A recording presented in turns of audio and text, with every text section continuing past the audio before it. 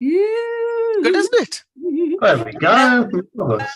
It's perfect. And just in time as well. Hello, everybody, and welcome back to another monthly PMO magazine show, otherwise known as PMO HotHouse, and we are ready to go. Shall we crack on? Absolutely.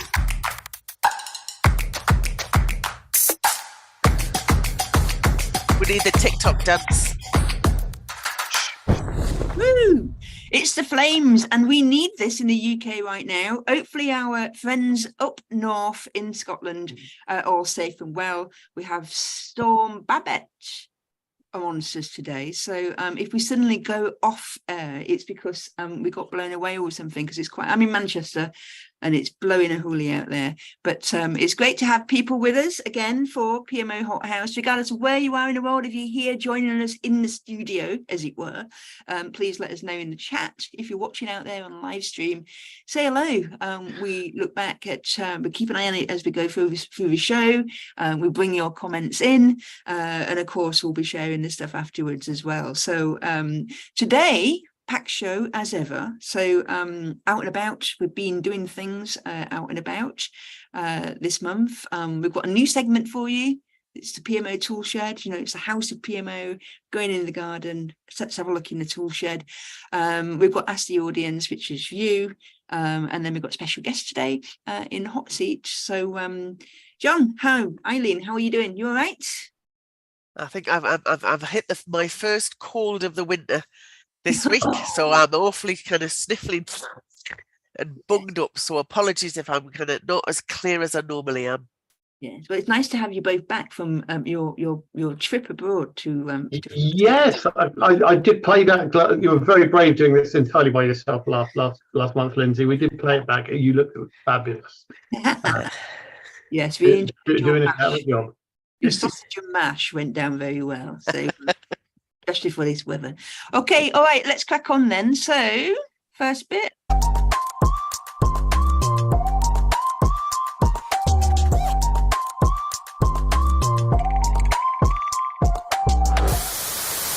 So, you know, as we like to get out and about, and there's a couple of things we've done this month, and some of them you might have heard about, some you might have even been there. But we want to obviously tell the wider PMO community, you know, what it is that we're doing. And this is something that all three of us were at on the first one. Let's have a look.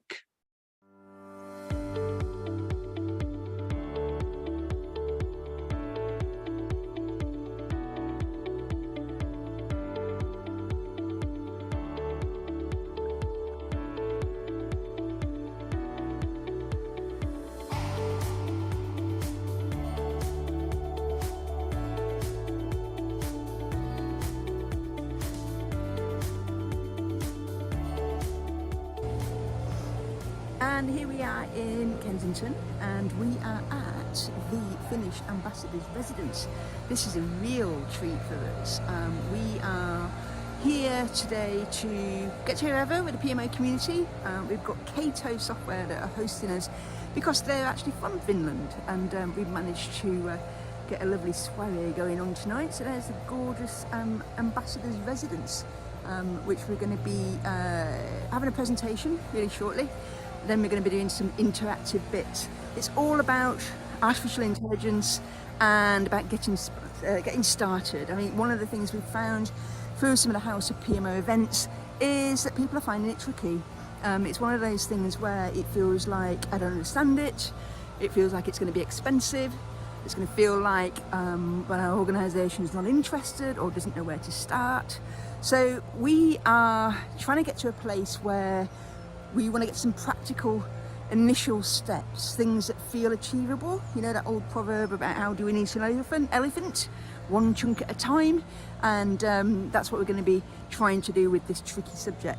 So, lovely place to start us off, and let's see how we get on. I'll show you later.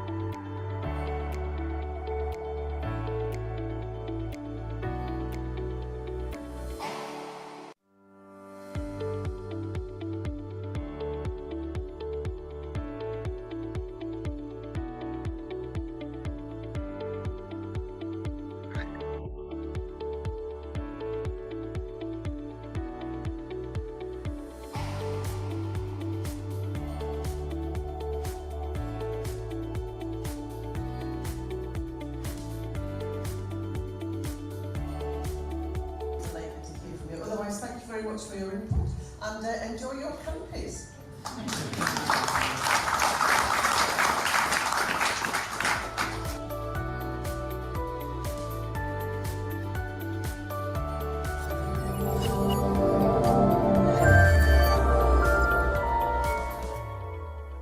So yes, it was a bit of a posh do, as Eileen said, for that one.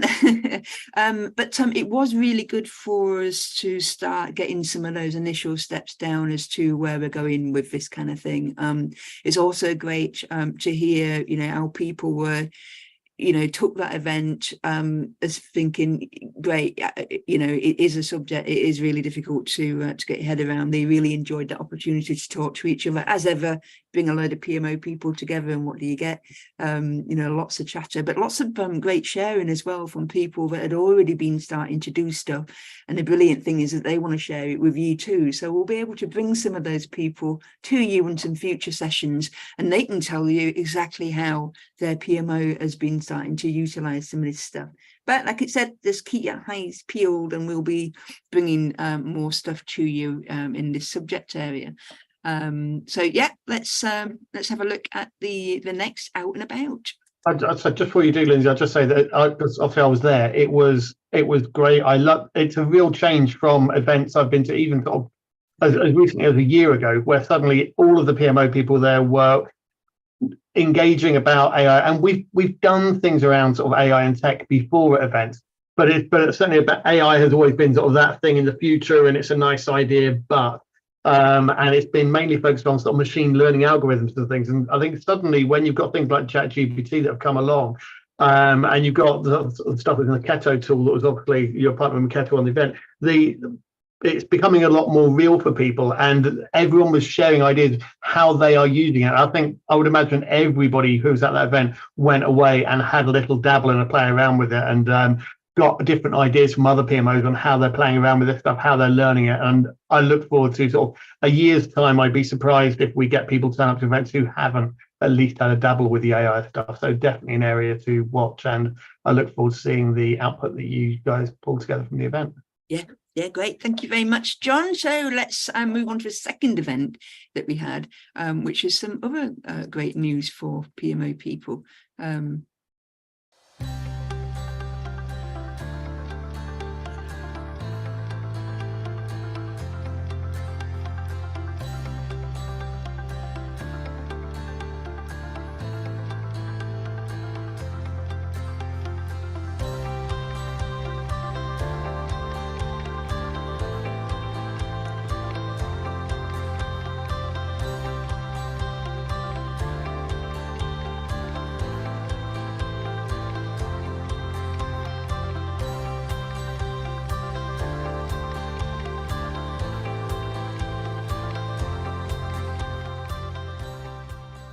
Hi, we are out and about, and we're at the HPCA first annual conference in London. HPCA stands for Healthcare Project and Change Association, and it is a fairly new professional body for people that are working in projects, programs, change, PMO, all working in the NHS today. And we're really pleased to form a partnership with HPCA as well, and essentially what that is, it means that you're working in the NHS today and you want to be a member of the House of PMO. We have got some discounts available for you, and also if you're a corporate that's looking for membership of HPCA, you will get tickets for membership of House of PMO through that. And also, if you are a corporate organisation, NHS organisation, that's thinking about becoming a corporate member of House of PMO, we've also got some good rates for you for that as well. So today, Eileen's been a great session about PMOs and how to create a successful PMO in your organisation, and it went down a storm. Actually, it's one of the best presentations I've seen Eileen actually do, just about getting really to basics of what you need to do. In this day and age, in 2023, about setting up a PMO, talking about services, talking about measures, key results, what's the point of the PMO, all of that kind of good stuff, that kind of high-level stuff. But often, when we working PMOs have to articulate to others about what it is that we do and what value we bring to the organisation. This is going to be a great presentation for people to actually read. Like I said, went down really well here. There's a lot of PMO people in the room that really loved Eileen's approach and resonated really well and all that kind of good stuff. So we've been here all day listening to different presentations about project management change, and we're coming to the end of the day and our stocks are depleted on the stand, which is always good, which means there's more stickers out there in the world. Yeah, a good day all in all, and we're here to keep spreading the message about the PMO profession, and we're really helping people within the NHS who work in PMO to come together in a PMO network, and we're going to be supporting that activity. So yeah, really pleased with today, and yeah.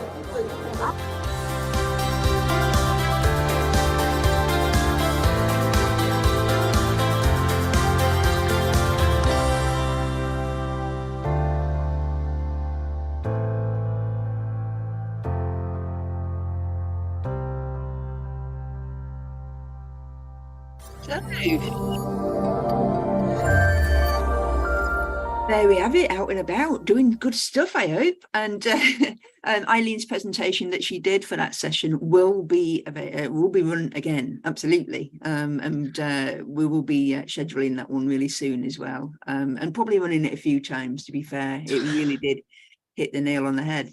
You're right with that, Eileen? Yeah, she's good. I am indeed. Good. So nice after all of the years to have one that Lindsay actually approves of. Excellent. How many years have we known each other, Lindsay? Coming up 24 years now, and I've actually done a presentation she approves of. Get me. It wasn't that, you'll see it. It was all about the cascade of everything from the vision all the way down to those metrics and measures at the bottom, so there's a lot of great stuff in there. Anyway, so we went out and about, and of course there's a deal there which is with the HPCA partnership. We're going to be doing some great stuff with people that are working in the NHS in PMO. Really can't wait for doing that, and we'll be kicking that off formally next week. But yeah, so that was it was out and about. So yeah, we seem to be doing quite a bit. We seem to be doing quite a bit out and about as well, don't we? Because you were out and about yesterday as well. Yeah, and we were just having that conversation before everybody came on board that actually if people are having a kind of a community of practice day and you want us to kind of ship up, we'll kind of come and do a talk, and you never know, we might bring some goodies with us as well. So just kind of get in touch and we'll come and share the love. Yeah, super. Okay, all right, let's move on then. New segment coming up now. Right, we're in the tool shed, our lovely House of PMO garden. And Eileen, over to you. Right, and so I'm assuming you're continuing to press the buttons, Lindsay. I will do, yes. Excellent, right, and so we'll see how well we we manage this as we kind of do the presentation between us. And I wanted to do this because it came up, this whole conversation about kind of what was called decision poker came up in two completely different scenarios over the last couple of weeks, and I thought, well, I wonder if anybody's seen decision poker. It's not actually decision poker, so Lindsay presses the magic button. It's actually delegation poker. And anybody played delegation poker out there in the put hands up or do a hands up, something in chat. It's so interesting. So not many people have played it, but when I go through it, hopefully you'll kind of find it you'll find it useful. So it's actually from Management 3.0. Now, I don't know about you, but I keep saying this PMO 2.0, Management 3.0, and I generally kind of have no idea what all of that's about, because management is management and it continues to change over time. But anyway, this is one of the kind of tools in Management 3.0, and it's all about kind of supposedly helping agile teams. Well, again, also being an old person, I kind of think there's nothing new under the sun, and all that's happened is some of the kind of the ways of working with teams have now been formalized and changed, and we see a bit more benefit to do them in a slightly different way. So I just thought this was a kind of a really interesting tool that I think we can use and support our projects and programs. And really interesting, one of the conversations I was having it was with a conversation where we were having deciding between, you know, what was kind of what this project sponsor was going to do and what the project manager was going to do. And even though we can't necessarily change kind of full accountability, who actually does what was a really interesting conversation, and really brings up a lot of those kind of challenges in terms of whether people really understand what's involved and why they're kind of concerned about why we end up with sponsors who are always at the top of the tree because they never want to actually delegate that sponsorship responsibility down to anybody who's a director. So in this, what we'll have all seen, and I suspect, I'm hoping that everybody on the call has at least had some exposure, for want of a better word, to the whole kind of racy aspect, where we have an assignment matrix where we have somebody, and I always think it should be RC, but it's there as RACI: responsible, accountable, consulted, and informed. One of the challenges that we often have is this concept of consulted can mean so many different things, and I always I'm a bit cynical about some of the public consultations with the wider community, because you sometimes feel as though they're doing it and going through a process of kind of giving you the opportunity to say something, but they're not going to take anything, they're not going to take any notice of what you're saying anyway. And then are other times where you feel you're actually properly being listened to because actually they want the ideas on how to do something, but we haven't really got a way of articulating that. We often talk about a kind of a sponsor's responsibility being accountable, but actually they can delegate responsibility down to the project manager to actually do the work, and the business case is the classic one that kind of comes up with that.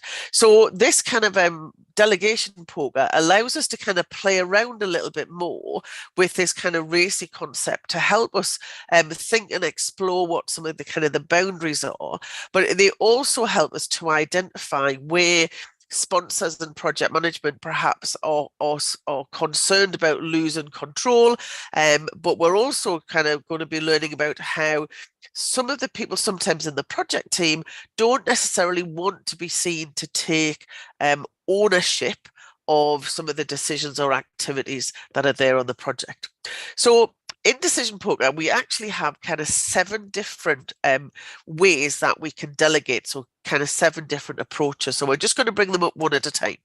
So the first one is the kind of the classic kind of dictatorial. Well, I'm actually going to tell them the decision. I'm going to make a decision as the sponsor or the project manager. I'm just going to tell the people on the team, this is the way it is, the decision's been made. A very slightly softer approach is saying, well, I'm going to make the decision, but I'm going to take the time and effort to actually explain to people why that decision's been made, and actually going to have those people on board, because it's much easier if we kind of go ahead with some agreement. By the time we get to the kind of a little bit further, we're asking people what they want. But actually, at the end of the day, it's still a decision. And this is often how we describe a program or a project board, where the SRO uses the rest of the board members to feed into that conversation. But actually, it's still the SRO who makes the decision at the end of the day. 4 is kind of that kind of middle of the road, where actually we're going to kind of have some conversations. We're actually kind of going to work as equals, and we're going to come to an adult. We need to be able to have an adult conversation at this point and have an agreement about what we're going to do. Now, as we kind of go over the 4, what we get to is that we're advising. So as the manager or as the sponsor or the project manager, what I'm going to be doing is saying to the project team, saying to my project manager, this is what my view is, this is why I think it needs to be one way or the other, but I'm going to actually let you decide. So really starting to hand over some of the reins, but not completely disappearing, kind of putting our kind of conversation or perspective over. And then when we get to level 6, What we're doing at this point is saying we're going to let them decide, but I want them to be able to come back and tell me and be able to justify why that decision has been made. And then the final one, which is kind of right to the very far end, which is the kind of the completely delegate, says, I'm actually going to leave them to it. If they want to tell me about it, that's fine, but actually it's their decision. And being able to kind of look across these kind of 7 elements, I think is a much richer conversation, because you can start saying, well, why do you feel as though you need, because, you know, this is me. Even if I want to try and delegate, I kind of struggle to go past the 5 sometimes. I like to at least tell people, kind of what my opinion is, well, rather than just kind of leave them to it. And there are other things, where I kind of feel, well, actually, and I find it really hard, and I hold my hand up here to kind of get to the kind of the 7, right, absolutely not my decision. And sometimes, as I kind of now we've got so much to do, I'm finding I'm having to do that more. But at least this kind of allows us the conversation in terms of, well, if I come and tell you and explain, would you be happy? I know you'd want to do 7, Ailey, but could you live with a 6? If we kind of go away and discuss it, we come and explain our reasoning in terms of kind of why the decision has been made, then at least you understand we've gone through some thought process and we've not just kind of jumped into it. So I think this is anybody kind of think that would be a really interesting kind of conversation. It's played in the similar way as agile planning is done, the kind of the planning poker. So essentially, everybody in the team has their 7 cards. You talk about a key decision that needs to be made on the project. Everybody in that kind of team decides individually what level of delegation they think is appropriate. So you might have everybody thinking, well, actually it's a 4, 5 and a 6, which is kind of relatively close. But if you've got like a full span from between kind of 1 and 7, then actually it's worth an understanding why somebody's at completely at a 1 or somebody's completely at a 7, because that's kind of 2 completely different ends of the spectrum. But it allows people to get an understanding of kind of why they feel comfortable or uncomfortable with the level of delegation that's being provided. And then finally, what we do is we either we get to some agreement, or based on some discussion, we then re-vote. So gradually kind of we're narrowing down our options from 1 to 7. We might get to between kind of 3 and 5 and move it from then. So I thought we would just have one very quick game of playing this. So we have, I'm going to try and do this. Oh, look at this. The poll's actually working for me, Lindsay, so that works for me. So what we've got, which I'm imagining is an interesting conversation that happens in lots of offices, might be taken once, might be taken a few times. So we've just started a new project, and as a project team, we've all kind of got used to working a bit remotely, and a decision needs to be taken about how many days the team are going to be in the office together. So as the project manager, I'm running a number of projects, but you're kind of going to be the team who are working together. Where do we think the level of delegation needs to be in terms of coming to that decision? So you should have on your screen now 7 choices. So you pick which level of delegation the project manager should give to the project team in order to make that decision. So I've had a couple of responses so far. Look at that, and you're all kind of picking the same. Oh, we've got a bit of a spread now. So I'm just going to give a couple of minutes for people, because you can't see the results at the moment. How many people have we got it? We've got about 10 people have done it so far. Just a couple more people can do that. I know those of us who have got kind of hosting can't actually do that. Right then.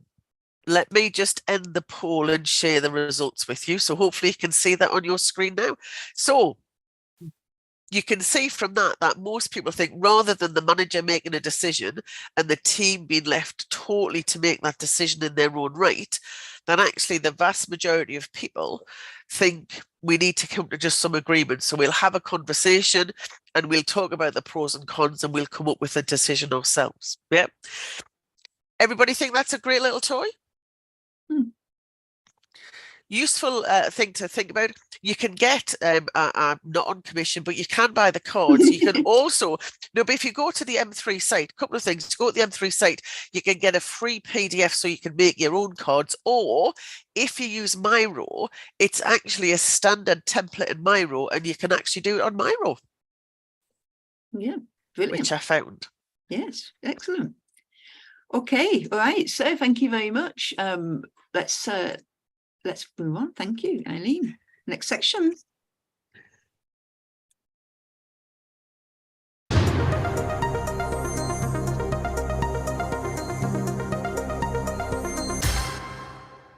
It is Ask the Audience. And Eileen, over to you. Again. Straight back at me.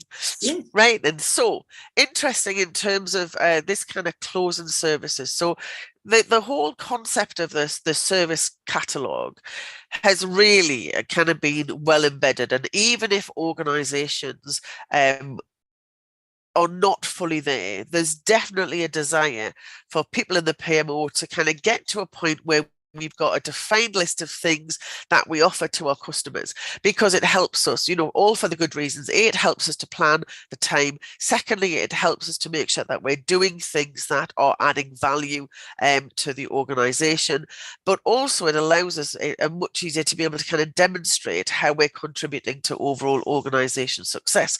So lots of good reasons why we want services. And almost all of the kind of the PMOs that I've been working with over the last few weeks are all about revamping their service catalogue and looking at what they can improve and what they can introduce. What I don't hear very often is PMOs shutting down services.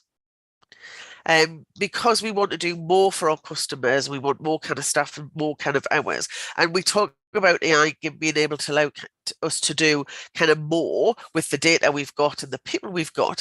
And I was just really curious as to whether anybody in the audience, so you can either kind of do it in chat, or you can just turn your camera off. Has anybody closed any services? Why did you close them, and how did you manage it? And what was the response from your customers? Just really curious as to whether anybody's got that similar question. Has anybody kind of managed to stop a project?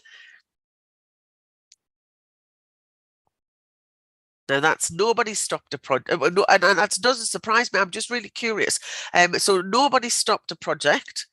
Sorry, nobody stopped a service, or nobody's prepared to. Oh, Sarah stops some admin. That's, I suspect. Yeah, that'll be one that stopped down. Interesting. So when I do that talk again, one of the things we talk about is how, as the maturity of an organization moves, we might stop some services and introduce others. Right then. Oh, Philip, are you going to talk to us, or you've just put your camera on to say hello? Well, yeah, hello for starters. But I did. I mean, I've closed projects before, but I suppose it's not always, one person who closes a project, is it? It tends to be you can promote a discussion and then perhaps they have to close down. But I've always found it really, really difficult, because nobody ever wants to stop anything. The people working on it, or the people paying for it, because there always seems to be a view that we've spent all this time and money on it so far, so we've got to plow on. And so what you sometimes get is a sort of de-scoped version. But sometimes, the fact that you spent a lot of money is not always the best argument for spending a lot more. Yeah. Okay. So interesting, right? And so what that says to me, Lindsay, I think there's some work to be done and a couple of sessions to be done on closing projects. So it's nice just to have that kind of confirmed that it's about as rare as unicorn's teeth. Well, the other thing as well, Eileen, is like you say, we've been at some community of practice days in recent times, and I think one of the things that comes out a lot is this thing about the PMO's only got so much time, so many resources available. And the question always comes up about, how can we be doing better things for our organisation, which normally means that you stop doing some stuff in order to be able to start doing some other stuff. It comes up time and time again. And I think what we probably need to dig down into a little bit more is exactly some of the things that you've just talked about here, is that actually, how do you do that? What kind of steps do you take? And I think that's probably something else that we probably need to do, again, from a House of PMO, because it is about, I think people need the practical steps. Yeah. It's No, all that's right I saying said. to shut it down, but in reality, how do you do that? I think in terms of PMO services, what I've often seen is this. I've just posted a link to sort of Martin Feller's Strangler Fig application. This is more for tech, large tech pieces, implementations and transformations. But it's this idea that rather than actually explicitly killing off an old service, you're constantly reinventing, creating new things that are more valuable. Basically, that old service essentially withers and dies because the new stuff takes over. So there's that sort of, there is the sort of formal shutting this service down process that happens, but quite often we also see this view where actually we build better stuff around it and it's just not needed anymore and kind of quietly disappears. Yeah. Well, interesting now, and I was going to say the bit at the end, and I'll say it now. For those of you who are not aware, we're currently kind of we've got another community project to look at the PMO service catalogue that Stuart Dixon wrote. It now is part of our PMO House of PMO library, and so it'd be interesting in terms of kind of working through some of those services, about kind of putting information in terms of how those services kind of transform over time and perhaps kind of change. So if anybody is interested, we're in London next Wednesday from 2 till 8. It's a drop-in session. You don't have to be there all of the time. Get in touch and I can give you the details. All right, super. Thank you very much. And we're moving on. So yeah, closing services, whoosh, gone. And we've been running a giveaway to 2 free tickets for our conference that's coming up in Edinburgh very, very soon, beginning of the 1st and 2nd of November. And we've had people that have been dying to come along because we've sold out. We sold out quite a while ago. So we thought we'd just quickly dip into people that had been wanting to come along, and we're just going to essentially just do a live draw. So here we are.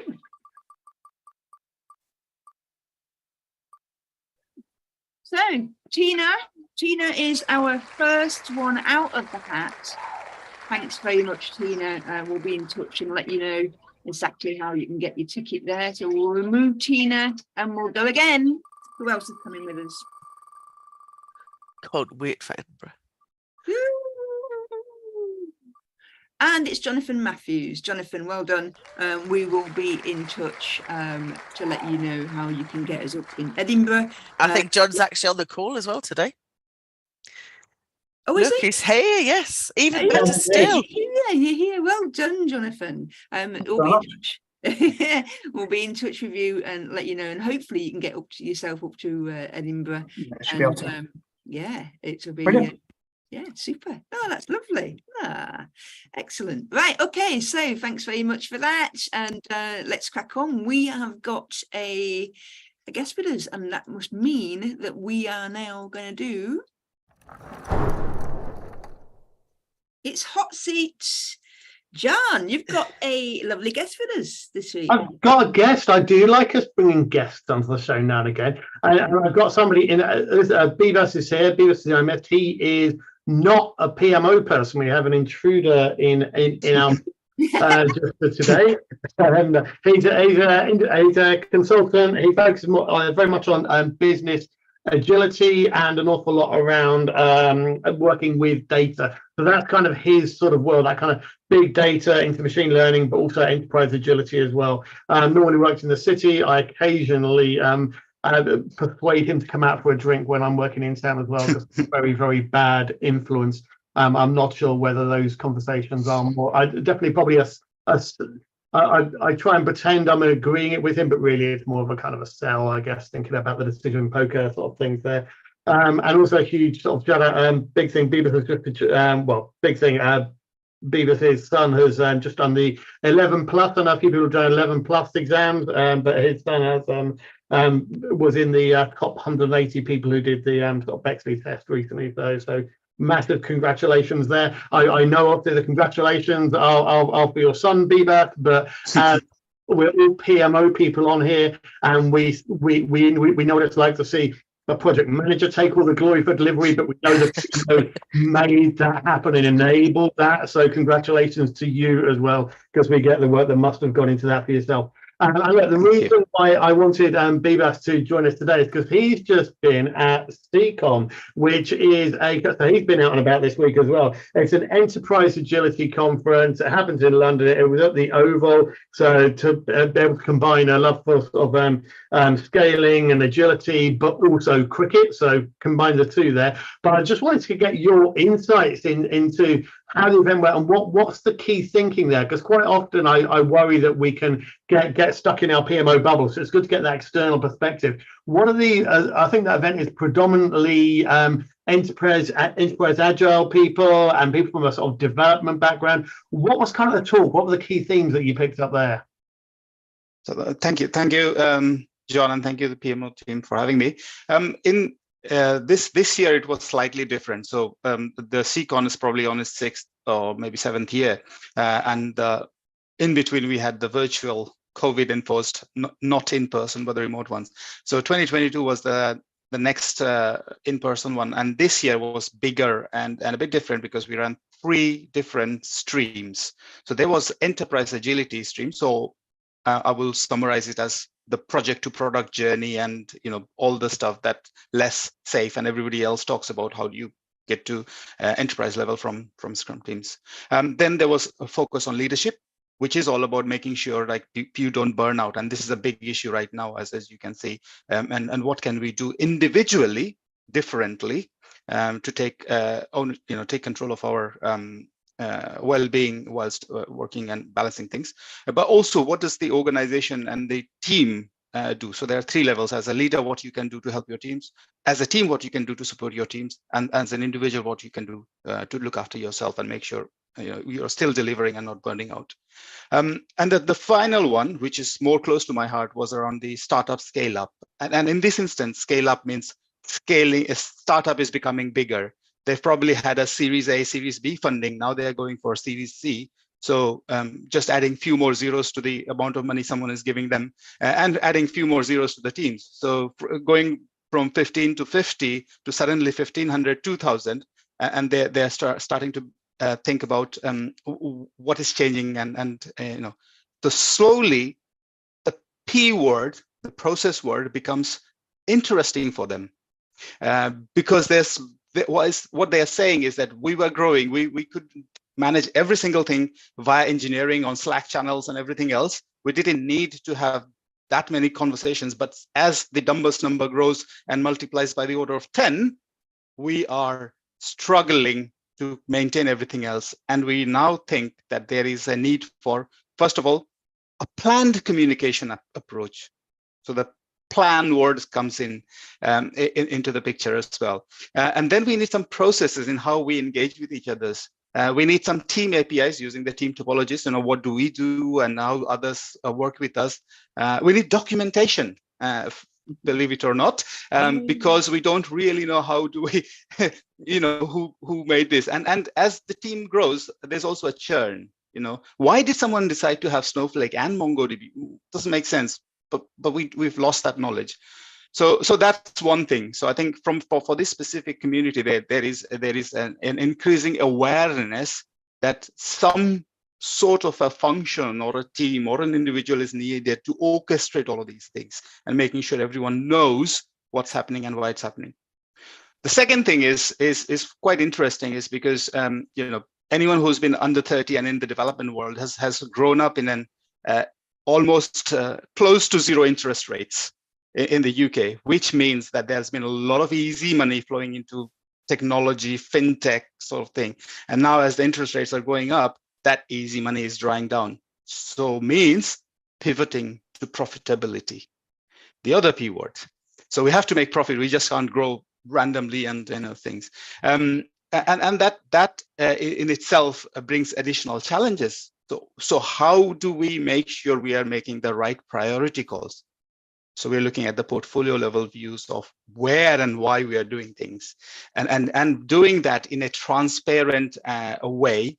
And again, that needs a bit of coordination, orchestration, someone who actually knows how to do it. So this track was really interesting. That even though there was the fintech world is beginning to realize why the large enterprises have those kind of steps to go through to make sure we're growing. So this is a theme, I think, which everyone recognizes agility and enterprise agility and the project to product journey. No one is saying we are going back in a different way. What is being recognized here, at least in London and in the fintech part, which was most widely represented, is that we need to have some sort of a mechanism through which everyone knows what's happening and how it all fits together.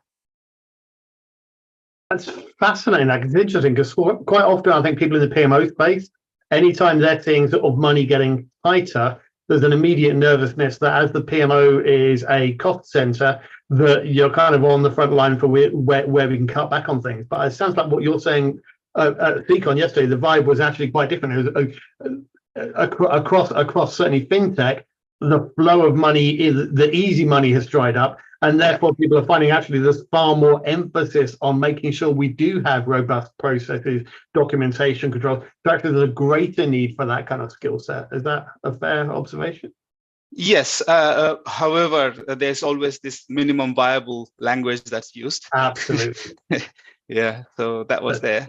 As always, it's a balance, right? Not documentation for the sake of it, but having the right amount to tell the story and make sure we have it under control. So that's why. So the planning. So yeah, tell us more about the planning, because you touched on planning there very, very briefly. What do you think the role of PMO being in terms of planning for Scout? Is that projects, or are you talking more about long-term strategic planning? I think it is. Well, both of them, but it is less about projects. It is more about having a clear view about how we bring various teams together in that journey. So quite often when startups need to pivot, right, they have to start making hard decisions. Which feature team or how much of these feature teams do we need to reduce, or where do we need to change focus on, and things like that. Which means that there's a need for planning all of those communication to make sure people know what's happening and why. Yes, we still have the purpose or the vision that we are doing, but hey, we thought we were going to go headstrong in this way. Lo and behold, there's some changes. We have to go make slight detour and come back. And then you have to there's a lot of work required to explain the why, the what, and the how, and left to engineers, this is not going to happen. Yeah, that's really, really insightful, Bibas. Thank you. So great to have you here. Great to get that sort of different perspective in for everybody. So a few key things there, sort of the as well as think about leadership burnout and things, which is an area maybe we'll get into on another session. Profit is suddenly a very big focus for people with a profit focus. So those of you who haven't had used it for a while, dust off those MPV calculations, remind yourself how to do those. That comes back to setting the right priorities for delivery for us, and then also into this planning piece. So yes, we're talking about project planning and things like that, but also I think what Bibas is saying there's a lot more about thinking about how we plan to organize our people for delivery success as well. So lots to think about there. Bibas, thank you so much. Back to you, Lee. Okay, all right, and it is now almost time that we were leaving you. So thanks very much for joining us. It's always fast and furious. That's the whole point. It's nice to have something like this on a Friday, break up your day and before we go into the weekend. So we are back next week with a session about PMO knowledge for practitioners.